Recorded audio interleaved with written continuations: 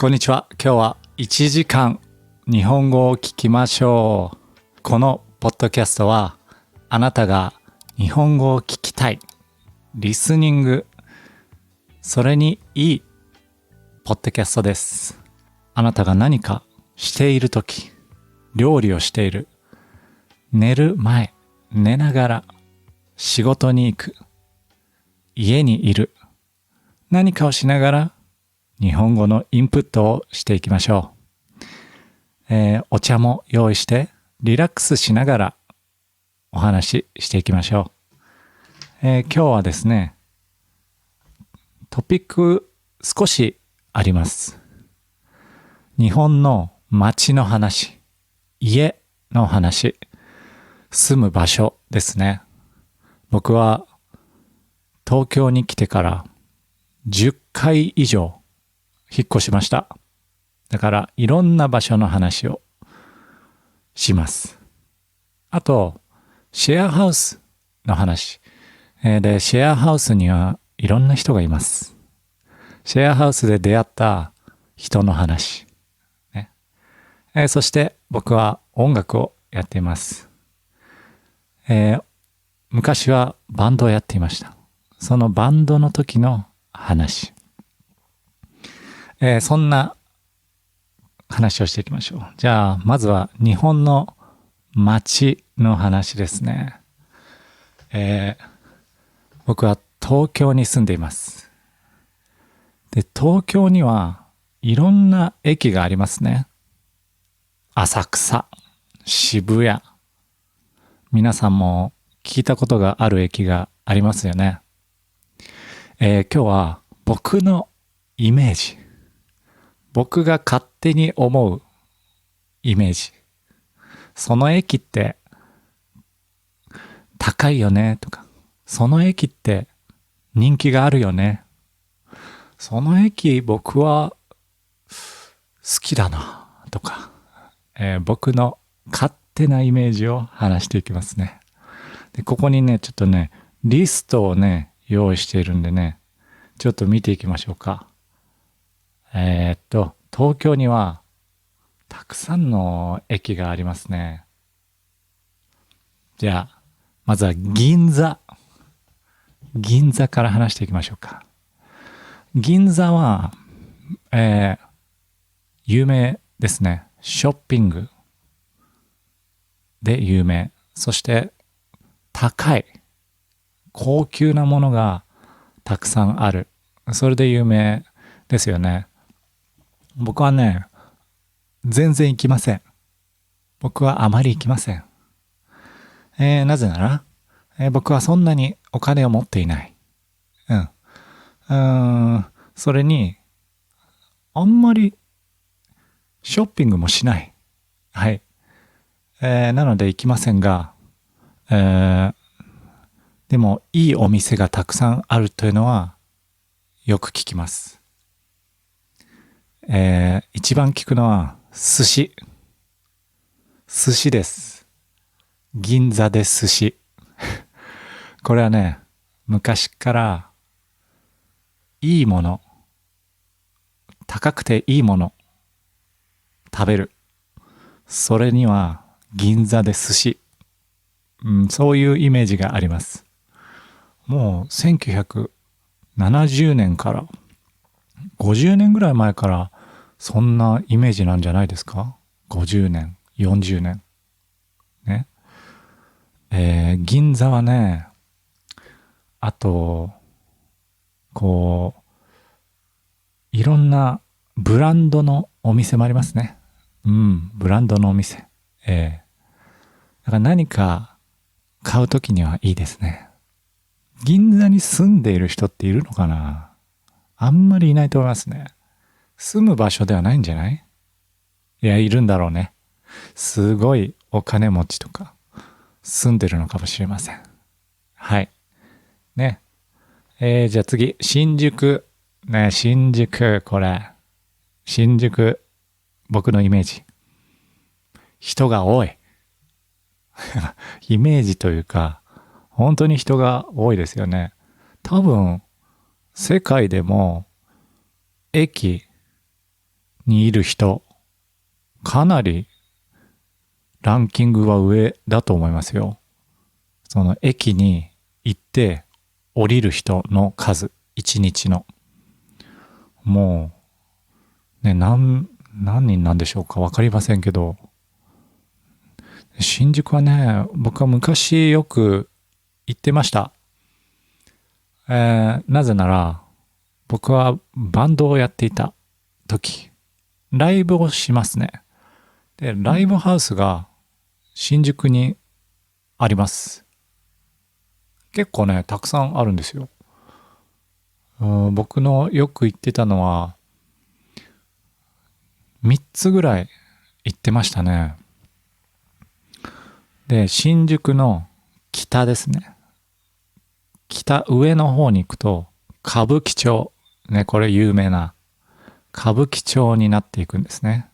で、歌舞伎町はもう、レッドディストリクトみたいな、ね、夜の街です。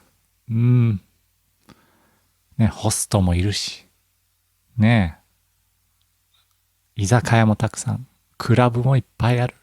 ね、で、道は汚い。道はかなり汚いですよ。イメージですよ。でも、ライブハウスもその近くにあります。大体そうですよね、ライブハウスって。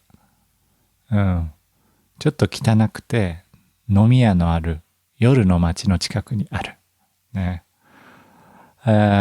そんなところに、昔はね、若い時は行ってました。僕の思い出、ある年末ですよ。2000何年12月31日、僕たちはライブがあって終わりました。で、もうすぐ年越し、カウントダウンですね。カウントダウンの時は何かしたい、そう思いますね。20歳の頃、20代の頃は。例えばこう、カウントダウンコンサート行って、0、ハッピーニューイヤーとか、家族で一緒に、明けましておめでとうございます。今年もよろしくお願いします。そう言いながら蕎麦を食べる。ね。年越し蕎麦を食べる。とかね。何かやりたい気持ちになるよね。で、僕たちは、あと3時間で、年越しだ。で、僕たちも、その街があんまり好きではない。ね。綺麗じゃないし、なんかうるさいし。歩いてたら話しかけられる。お兄さんどうですか？ 3000 円でどうですか？ね。何がですか？何をですか？ね、わかんないけど。そういうとこだから、でももう、ご飯を食べなきゃ。で、ご飯を食べました。そしたらもうあと1時間。あと1時間で年越しかい。ね。あれ、でも、実はそのライブ、僕たちはライブしたんですけど、そのイベントは年越しもします。6時に始まって、2時まで、夜の2時まで。12月31日から1月1日の、1月1日の2時までやっている。だから、そのライブはやってるんです。でも、そのやっているライブの音楽は僕たちあんまりそんなに好きじゃない音楽だった。だから、その中で年越しはしたくない。いや、なんか年越しはしたくないけど、荷物はそこにあるから、ギターとかアンプとかね、ここにいなきゃいけない。そんな話をしている間に、あと10分で年越し。どうしよう。ね、メンバー4人いました。男4人で。どうしよう。飲む？とりあえず飲む？と言いながら、ビールを買って、ね、道で飲み始めました。そんなことをしてた。あと10秒、9秒。ね。もう何もできない。僕たちには何もできない。もうこの年越しはここで迎えよう。仕方がない。この新宿、歌舞伎町の路上で、ね、迎えよう。で、横には、客引き、ね、お客さんを欲しい人が外に立ってます。お兄さん、どう？お兄さん、1000円どう？ 1000 円だけでどう？とかね。どうですか？お兄さん、年越し、うちの店で1万円でしませんか？もうそういう感じ。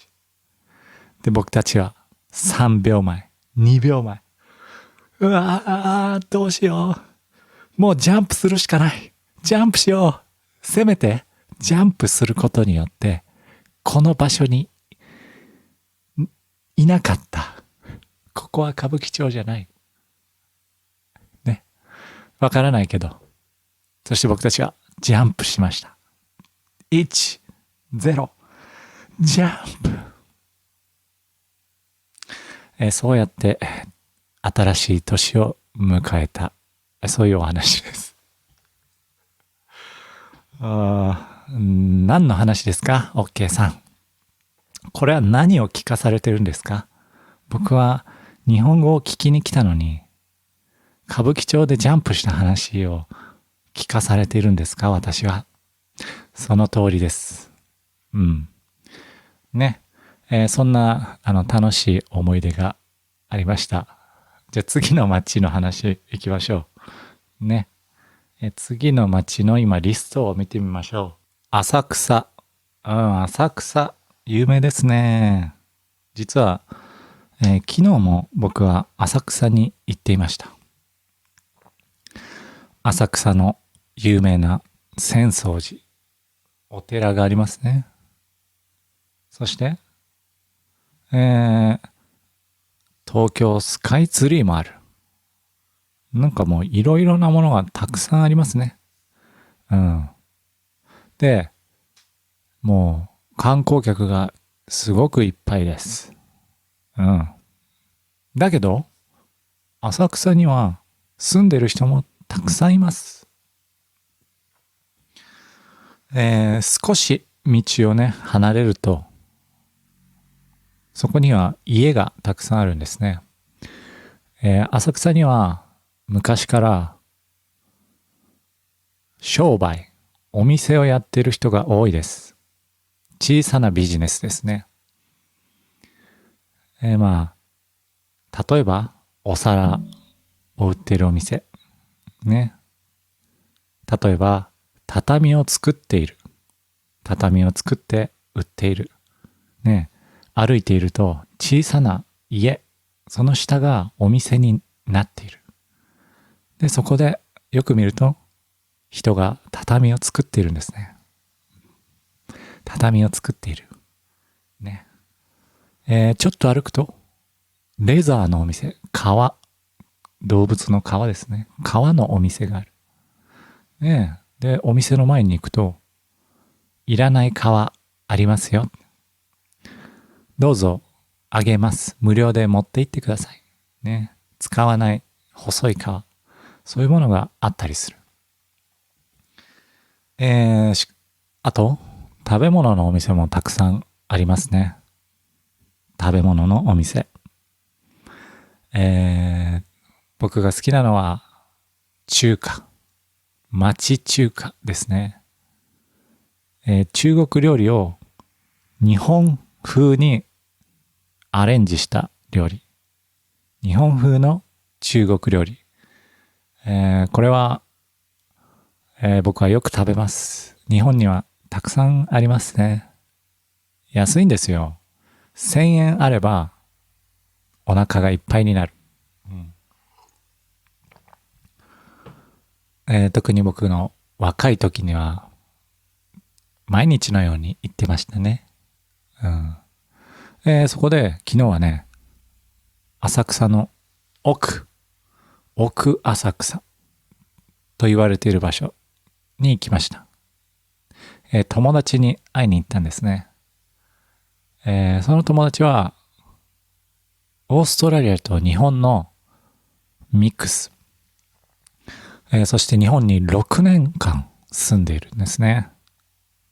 6年目。で、彼女は、とてもクリエイティブな人です。フィルムを作ったり、ボイスオーバー、声の仕事をしたり、ファッションのビデオを撮ったり、いろいろなことができる。すごく、アイディアがたくさんある面白い人です。で、その人の僕はインタビューを取りました。ね。その人のお話を聞く、そういうビデオを作っています。その人の家はね、面白くて、シェアハウスなんですよ。本当にね、古い日本の家。古い日本の家で、そこに5人住んでいると言っていましたね。で、木でできた扉を開けて登っていくと、天井が高くて、キッチン、リビングがあるんです。で、そこは本当に居心地のいい雰囲気の場所でした。そこでご飯を作ったり、ね。屋上があって、外にも出られる。外に出て太陽を浴びながらお茶を飲む。そういうこともできる。いい場所ですね。ね、その人は6年住んだ日本を来月去ると言っていました。来月日本から出なければいけない。ね。だからその帰る前に、作品を作って、ショートフィルムを作って、それを完成させる。そして、日本から出る。ね、そんなお話です。ね、また動画ができたら、ここでもお話ししますね。なので、その場所はすごく静かでした。浅草から歩いて、20分ぐらい歩く。結構歩くので、もうお店も少なくなるし、観光客もあまりいない。本当に静かな生活。下町ですね。下町、ね、下町と言います。それは昔からの呼び方で、お金持ちではない普通の人が住む町ですね。綺麗な服を着たり、高いレストランに行く、そういうことじゃなく、毎日暮らして、手を動かして働く。汗をかいて働く。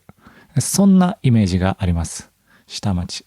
だから東京の東側、右側が下町と呼ばれていますね。僕はその雰囲気が好きです。僕はね、東京では生まれていない。下町育ちではない。だから、下町の雰囲気はあまりない。けど、下町の雰囲気が好きです。下町の人のイメージですよ。僕のイメージは、声が大きい。声が大きくて、細かいことを気にしない。そして、話し方もストレート。直接ものを言う。直接言う。そういうイメージが僕の中にはあります。だから、今の大阪の人のイメージと少し近いところはある。少し似たところはあると思います。温かい人、人間味がある。人間っぽいな。なんかそういうイメージがありますね。下町の人。はい。ね、まだ住んだことはないからいつか住んでみたいななんて思いますけど。はい。じゃあ次。これ。なんでしょうね。渋谷。渋谷ですか。日本に旅行に来るなら、ほとんどの人は行くんじゃないでしょうか。最初に日本に来たら、まあ渋谷スクランブルは見るかって思いますよね。とても有名な街です。多分、一般的な東京、日本のイメージで渋谷が出てくる人も多いんじゃないでしょうか。僕はね、結構渋谷にいました。結構渋谷にいました。というのも、僕の20代はですね、20代の頃は、バンドの事務所、マネージメントが渋谷にあったんです。だから、仕事場がある。仕事が渋谷。そんなイメージですね。渋谷は若い人がたくさんいます。お店もたくさん。ねえ、いろんなものがある。何でもある。ねえ、そしてうるさい。賑やか。ね。僕の渋谷の思い出はたくさんありますね。もう数えきれないほどあります。昔はね、渋谷で歩いてると知り合いに会う。よく知り合いに会いました。今日はご飯を食べよう。あ、お疲れ様です。あ、どこ行くんですか？ライブです。ライブですか。また、なんてね。だからライブハウスがね、たくさんあるんですよ。10個あるんじゃないですか？ 10 個ぐらいはある。ね。だから、ライブの日。まず、朝、ね、ギターを持って、駅に向かいます。そして、すごく混んでる電車に乗って、ギターと荷物を電車に乗せるんですけど、それがね、大変なんですよ。他の人たちはね、みんな仕事でね、ストレスがある。でも、ギターを持ってる人が来て、そんな荷物、当たるじゃん。邪魔だな。だからちょっと怖いんですよ。目が怖い、みんなのね。ごめんなさい。すいません。すいません。なんて言いながら乗って、そして渋谷の駅に出る。階段を登る。階段登って、ライブハウスまで10分歩く。ガラガラガラガラ。ねえ。そしてライブハウスに着いたら、荷物を準備する。ステージに荷物を持って行って、準備して、リハーサルして、そしてライブする。そしてライブが終わったら、片付ける。そして、打ち上げに行くんですね。打ち上げというのは、お酒を飲みに行く。ライブ終わりました。じゃあ、打ち上げ行こう。ご飯食べに行こう。ねえ、そうやって渋谷の大きな居酒屋に行って、もう20人ぐらい、机5個、20個、そして飲み物頼んで、みんな飲み物準備する。そしてみんなが準備できたら、じゃあ挨拶をしましょうって誰かが立って、今日は本当に最高のライブになりました。本当に皆さんのおかげです。これからもみんなの成功を祈って、今日はお疲れ様でした。乾杯乾杯ウェイウェイはい、そういう風なことをやっていましたね。だから、楽しむにはとてもいい街ですよ、渋谷はね。外国人もたくさんいるし、英語を話す人も多い。ね、いろんな言葉を話す人がいるから、楽しめると思います。住んでる人もね、友達とか住んでましたね。道玄坂？違うか。宮益坂っていう坂道があるんですけど、宮益坂に住んでる人いました。ねえ、高いと思うけどね。便利なのかな？便利は便利か。うん。駅が近いしね。ただスーパーがない。スーパーマーケットがないから、ちょっとね、料理したい人にはおすすめじゃないかな。うん。フードデリバリーする人にはいいかもしれないですね。はい。渋谷、そんなお話でした。いや、この街の話してたら、これ5時間ぐらいかかりますね。ちょっと、あの違う話しましょうか。次はね、住む場所。シェアハウスの話しましょうかね。うん。シェアハウスにいた友達の話しようかな。僕はシェアハウス5箇所ぐらい、5個ぐらい住んだことがあります。そしてその話は最初に住んだシェアハウスの話です。なぜシェアハウスに住んだのか。一つ目は英語を話したい。ね。英語を話せる友達が欲しい。二つ目はお金を節約したい。お金が安いですからね、シェアハウス。そして三つ目は、人と交流したい。1と似てますけど、一人で住んでると自分のルールが増えていきます。自分だけのルール。ね、誰も見てないから何でもできる。でも、そのままだとわがままになっていく。それが怖いな、そう思ったんです。自分勝手になっていく。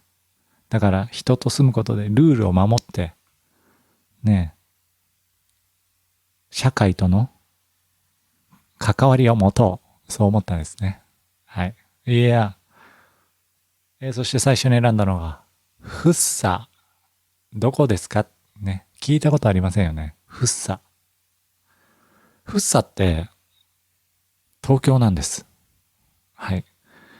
そして東京、新宿から電車で1時間20分、1時間半、1時間30分かかる。東京はね、ここに、真ん中があるとしたら、左に長いんですね。左に伸びていく。で、左の一番奥、東京の左の一番奥は森です。もう自然がいっぱい。山登りとか川があったりして、本当に田舎のような場所です。だから自然が大好き。だけど、東京の住所が欲しい。そういう人はそこおすすめです。うん。東京の住所が欲しい理由はちょっとわかりませんけど。うん。あれですね。東京は、大きいからお金は持ってますから、サービスはいいですよ。うん。行政サービス。ね。いいです。子育て。ね。子供がいる人にはいろんなサービスがいい。そういうふうに聞きます。僕はいませんけど。はい。そして、フッサンにあるシェアハウス。120人。120人のシェアハウス。前もね、少し話しましたけど、そこにいろんな人がいました。さっき話した浅草の友達。彼女ともそこで出会ったんですね。もう6年前か。もうすごく昔です。そして僕の友達、音楽をしている友達がいました。僕はシェアハウスに初めて入って緊張している。シェアハウスってどんな感じなんだろう。どうやって話しかければいいかな。仲良くなりたいな。そういうふうに思っていた。で、キッチンがありますね。キッチンでみんなご飯作っている。そこですごく笑顔の男の人がいたんです。笑顔で、トントントントントン。チキン鶏肉を買ってきて、そしてトマトの缶、鶏肉を切る。そして野菜を切る。人参を切って、その人参を炊飯器に入れる。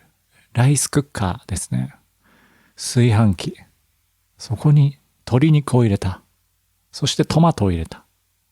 そしてスープを入れる。そしてそのライスクッカーをスイッチオン。そして笑顔でみんなと話している。そんな人がいたんですね。彼は M さんです。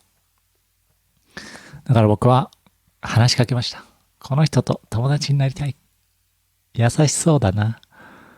優しそうだから、この人なら笑顔で話してくれるそう。ね、そう思ったんですね。そして言いました。こんにちは。そしたら、こんにちは。はじめまして。最近、住み始めました。よろしくお願いします。そうやって挨拶をしてね。そっから仲良くなりました。と。で、その人はね、ピアノを弾くんです。ピアノで作曲をする人でした。今もしていますけど。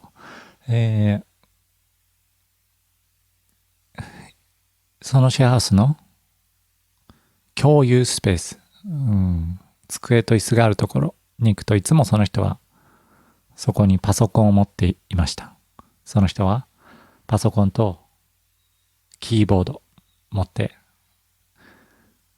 ヘッドホンして曲を作っていました。ね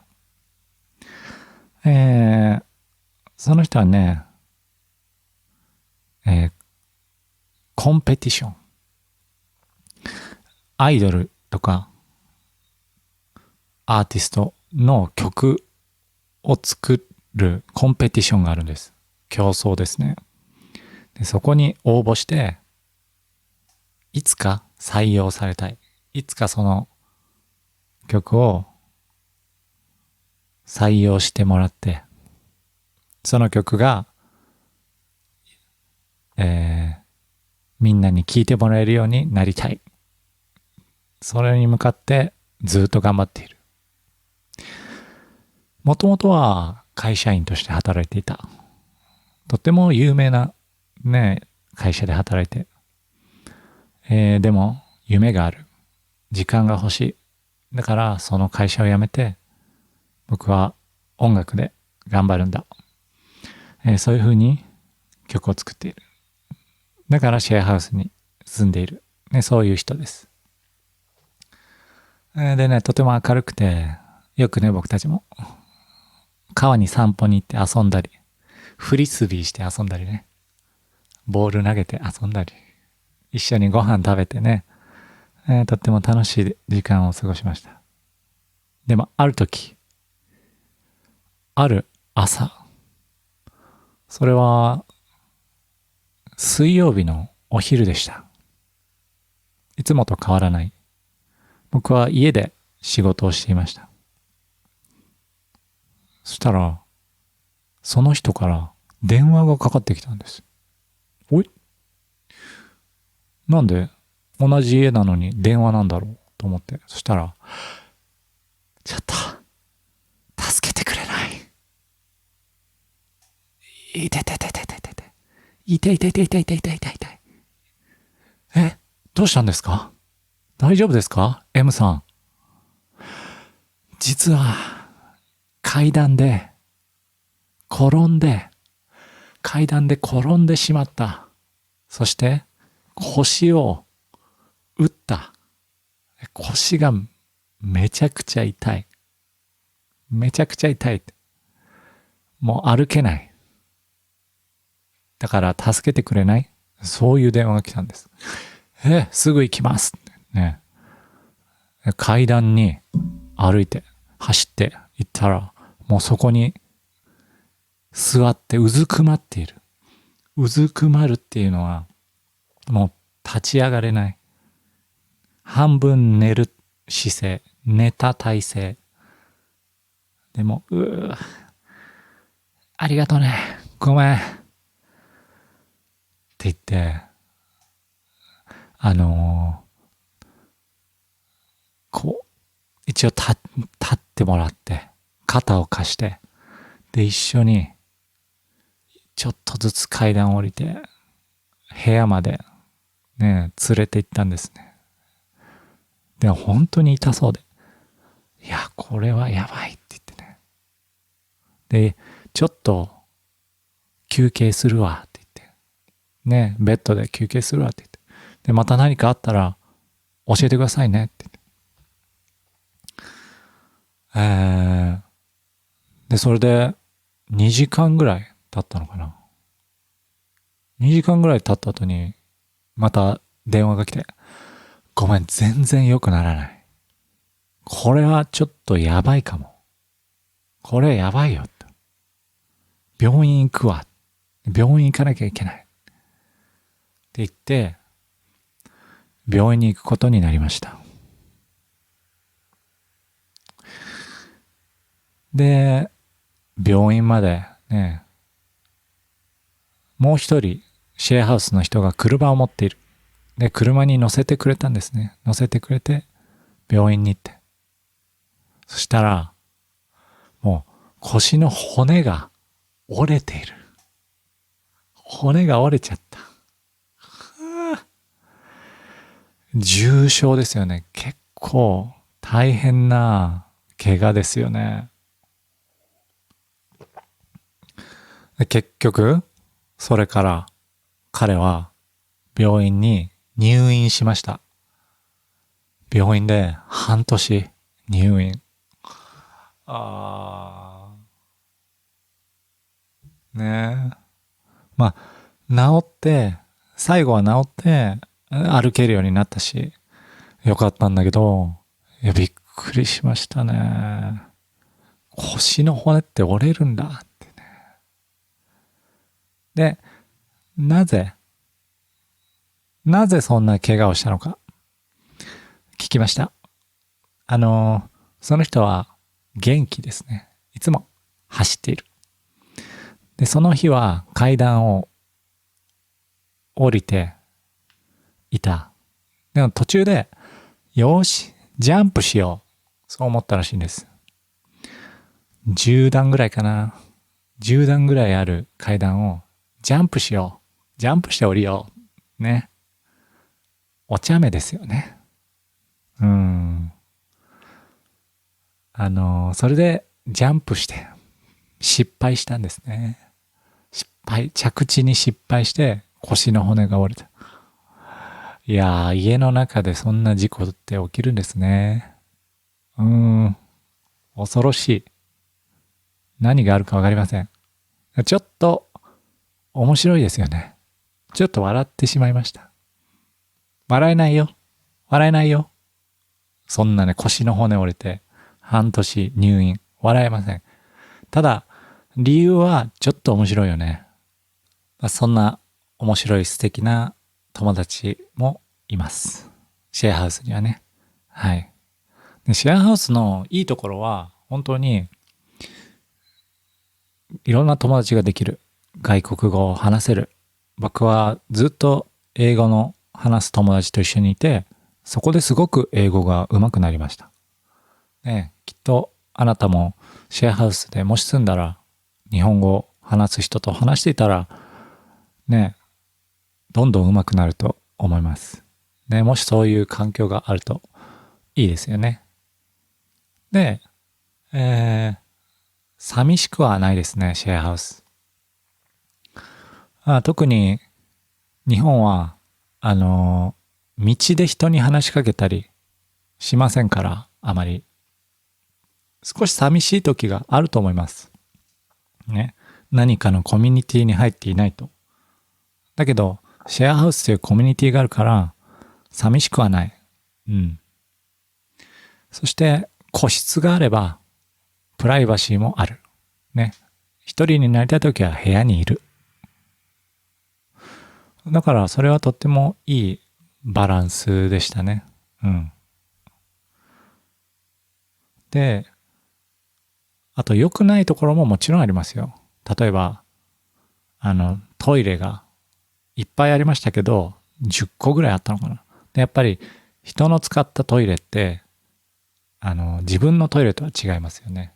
そういう汚れていたりとか、髪の毛が落ちていたりとか、ね。ドライヤーがなくなっていたりとかね。ドライヤーどこにあるんですか？どこですか？とか、ね。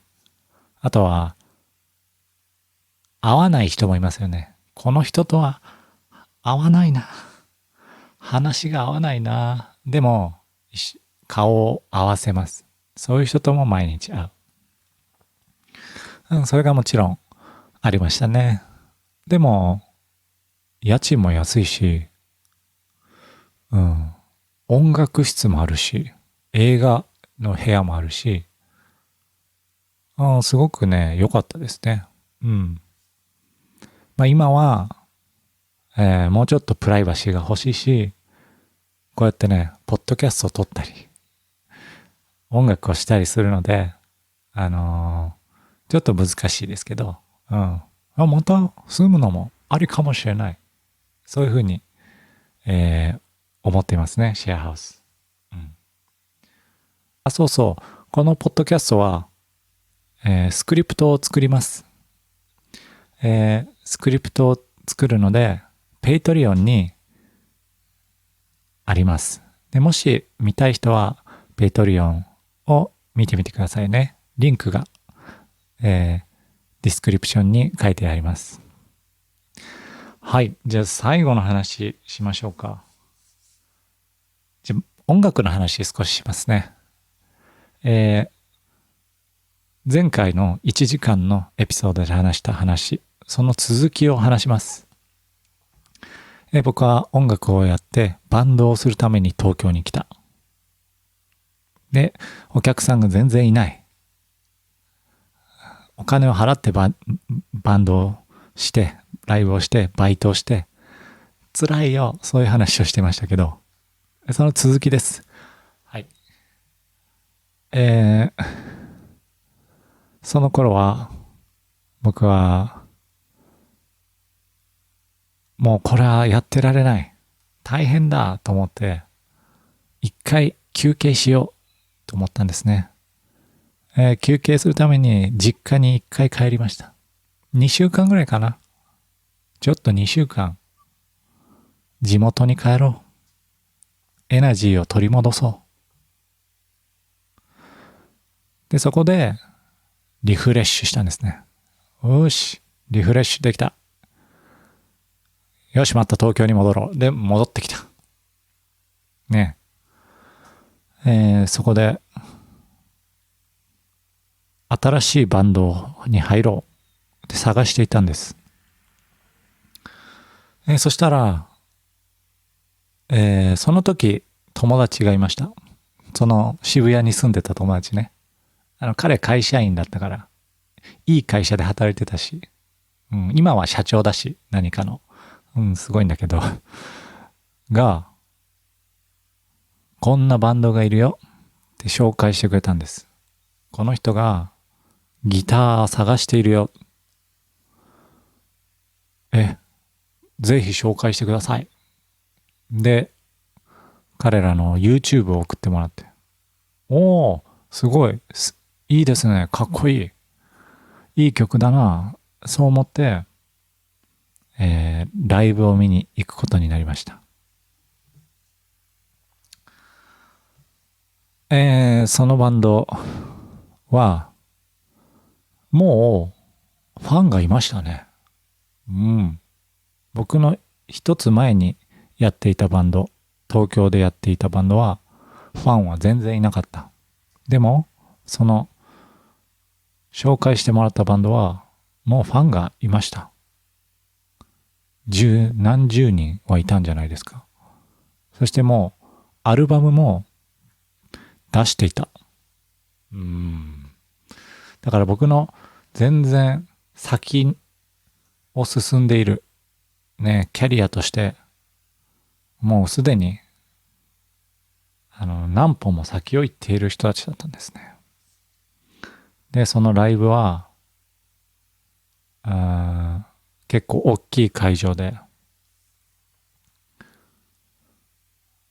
大きいバンドの前座、有名なバンドがいて、その最初にやるバンドいますよね。オープニングアクトで出てました。その大きいバンドは1000人ぐらいお客さん。ね。1000人すごいなって。恵比寿です。渋谷の隣ね。恵比寿にあるライブハウスに行って、でそこでオープニングのその新しいバンドを見ました。で僕は、うわーすごいな、こんなたくさんのお客さんの前で、1000人の前でライブするってどんな感じなんだろうね。そこで、20分ぐらいのライブを見て、そのライブを見た後に挨拶に行きました。そこで初めて話しに行ったんですね。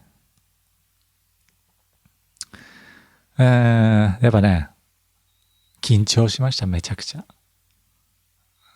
なんか、その時は、僕は名古屋の、田舎、名古屋の田舎でもないんだけど、名古屋から出てきて、おしゃれじゃないし、シティボーイじゃない。でもその人たちはもう東京に住んで、東京でバンドして、すごくキラキラしてね、見えるんですね。その20代の頃、ね、僕はバンドをやりたいって思っていたし、すごくかっこいいなって思ったんです。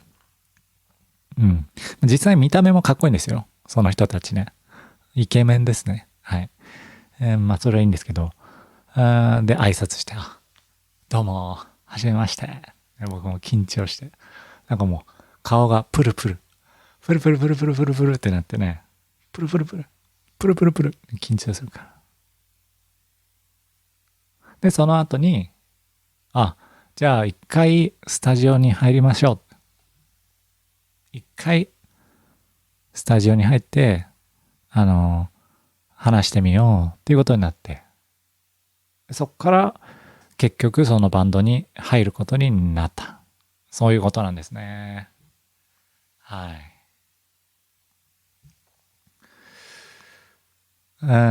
そのバンドに入って僕はその後7年ぐらい、やることになります。その人たちのおかげでいろいろなことを勉強しました。東京のことも分かったし、音楽のことも、音楽で、生きていく仕事にするっていうことの本当、いろいろ勉強しました。ね、感謝、めちゃくちゃ感謝しています。で、最初ですね、その、1回目のライブ、やりましょうっていうことになって、その1回目のライブも新宿でしたよ。新宿と歌舞伎町の間。というかもうほとんど歌舞伎町でやりました。めちゃくちゃ緊張しましたね。で、その時、僕は、かっこいい服がないから、貸してくださいって、その人に言いました。なんかいい服借りれないですかねって言って、そしたら赤いカーディガン。でもこの赤いカーディガン着たらいいんじゃないって言って、僕はそれを着て、ライブしましたね。でね、やっぱ失敗して、ミスして、すいませんとか言って、ごめんなさい。すいません。なんて言いながら、ライブを始めました。そういう話ですね。その頃お客さんどれぐらいかな？多分15人とか20人とかなのかな、いたのかな、多分いました。でそのバンドは事務所に入ってました。マネージメントに入ってました。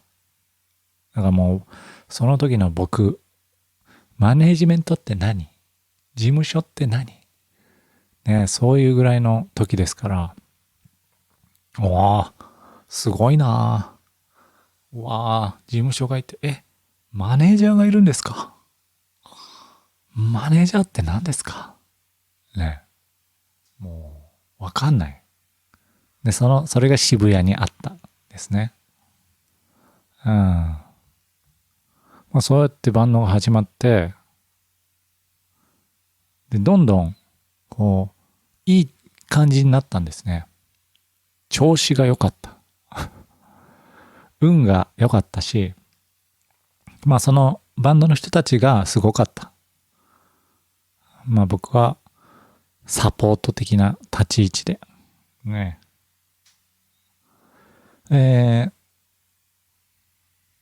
でその人たちがアルバムを作るって、レコーディングしようって言ってね、レコーディングして、レコーディングって何ですかみたいな、まあ、家ではレコーディングしてましたけど、レコーディングスタジオに初めて行くね。へえ、こんな風なんだ、すごい、扉が重いぞとかね、こうやってヘッドホンして、そこにつなげて、そこにコードをつなげるんですか、完成したら、うわすごい、こんないい音になるんですねとか、そしてそのレコードが完成したら宣伝しに行きますね。ライブをしますね。そしてその時はまあ CD を作っていたね、昔ですから CD を発売、タワーレコードに行って、その CD が置いてあるんですよね。発売した CD、すごい、自分のいるバンドの CD がタワレコに置いてあるわーって言ってね、で家族にも言ってね、 CD 出たよね、したらすごく喜んでくれてね、家族もねずっと応援してくれて、ね、ライブもね、名古屋でライブするよっていう時はね来てくれてね、本当にありがたいですね。だから良かったですね。そう見えるとね安心しますよね、家族も。よかった、なんか進んでいるんだな、CD が出たんだ、よかったよかったねとか、その後も例えば CD の宣伝はラジオに出る、ね、ラジオに行って、もう喋ってる人がいるんですよ。今日のゲストは彼らです、どうぞ、どうもこんにちは、はい OK ですなんつってね話して、緊張するんですよ、ラジオ。人前で話すのがまず緊張しますよね。今ずっとベラベラ喋ってますけど、今言っても目の前には人いないですからね。一人で喋ってますからね、今はね。で、皆さんが後で聞いてくれる。ということですから。でも緊張しますよ。もちろんね。とか、で、そのラジオも、ね、家族も聞いてくれて、ね、ラジオで聞けるとかね。それ本当に良かったなって思いますけど。で、バンドの時に覚えてる話。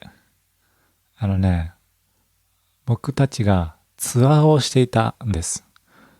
全国ツアー。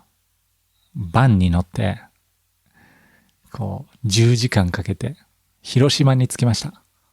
広島。ね、その時僕たちは4人、男4人です。で、1人のメンバーが、そのライブの前の日にいなくなりました。消えました。でもライブ明日あるんだよ。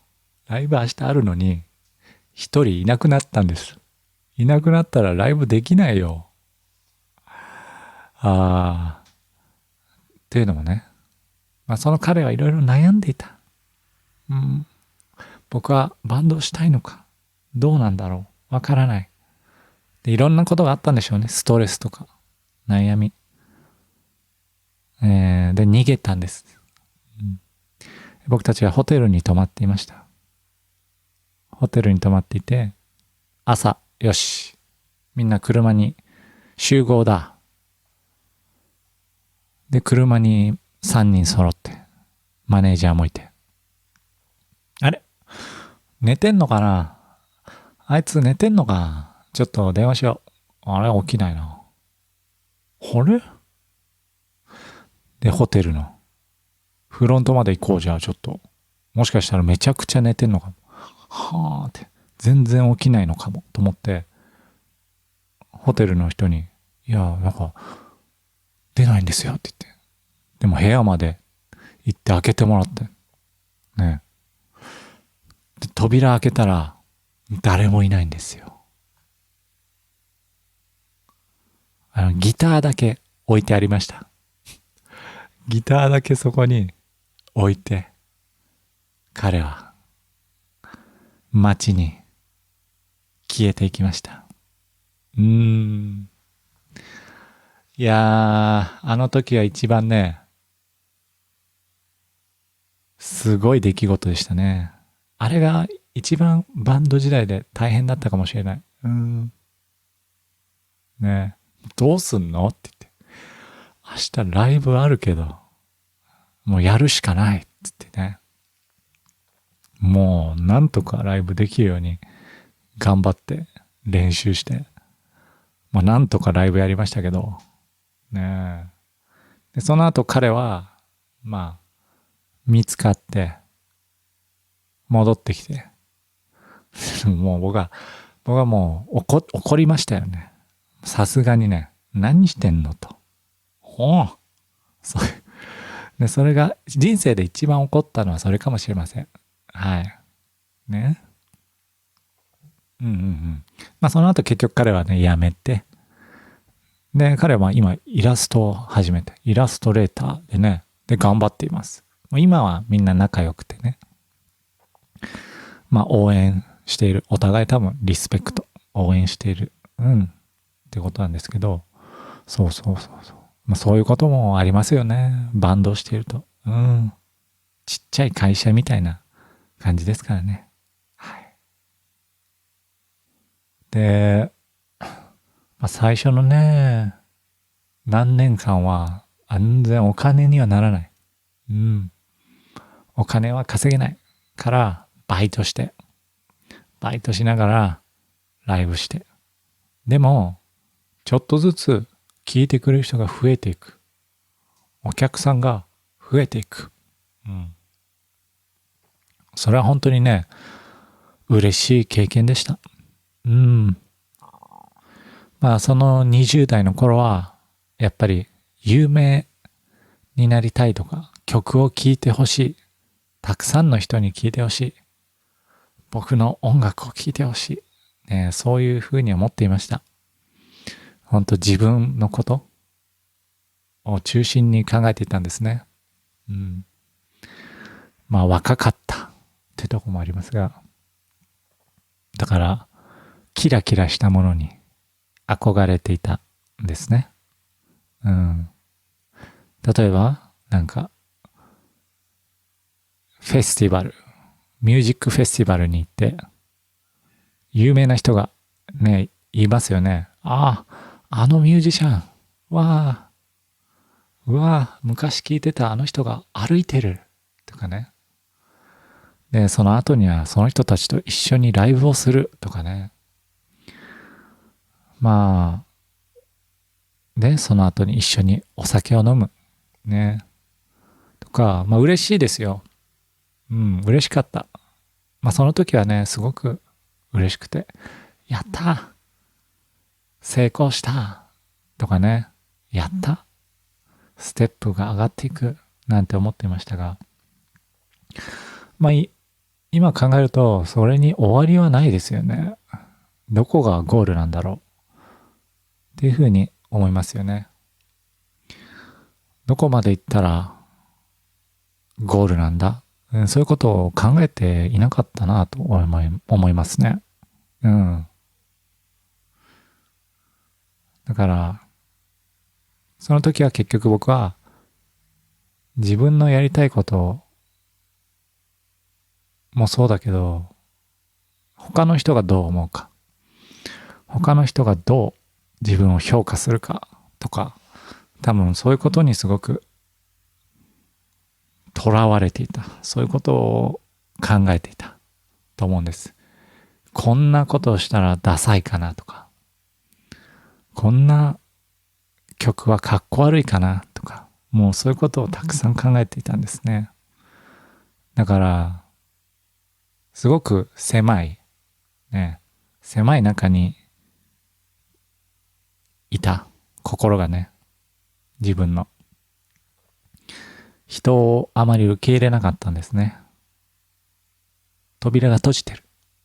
ね、でも、いろいろあって、何年も経って、病気もして、やっと扉がこう開いてきました。ね、オープンになってきました。だから今本当にね、楽しいですよ。こう、何かを人にね、するっていうことをちょっとずつできている。ね。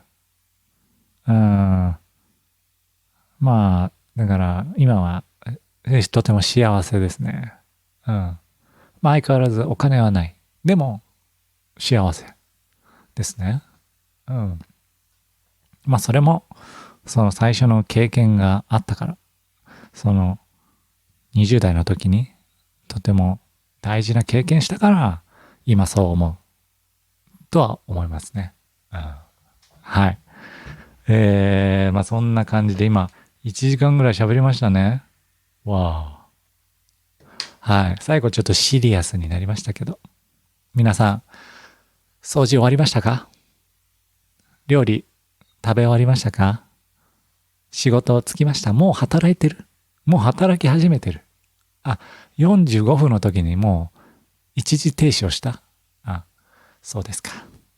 また仕事終わったら、あと15分続けて聞いてくださいね。はい。じゃあ、また、お会いしましょう。ありがとうございました。